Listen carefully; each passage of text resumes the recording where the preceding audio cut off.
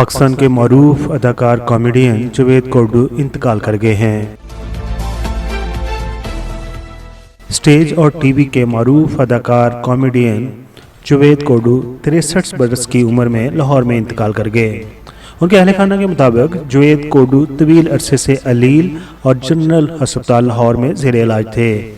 جاوید کوڈو نے 1980 کی دہائی میں اپنے فنی سفر کا آغاز کیا اور اپنی منفرد اداکاری، مزاحیہ انداز اور چھوٹے قد کی وجہ سے جلد ہی عوام میں مقبولیت انہوں نے حاصل کر لی۔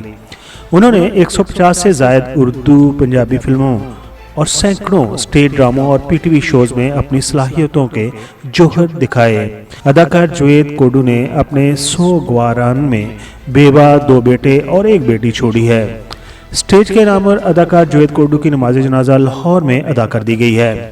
نماز جنازہ میں اداکار نوید انجم، جواد وسیم، کاشم محمود، شکیل چنہ، عابد شاہ سمیت تھیٹرز اور ٹیلی ویژن کے اداکاروں نے شرکت کی ہے۔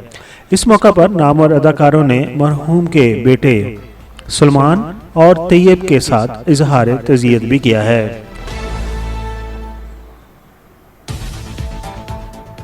جاوید کوڈو کے انتقال پر فلم، ٹی وی اور سٹیج سے وابستہ فنکاروں نے گہرے رنج و غم کا اظہار کیا ہے اور ان کی فنی خدمات کو خراج تحسین پیش کیا ہے۔ آخر پر دعا گو ہیں کہ اللہ تعالیٰ ان کو جوار رحمت میں جگہ عطا فرمائے، آمین۔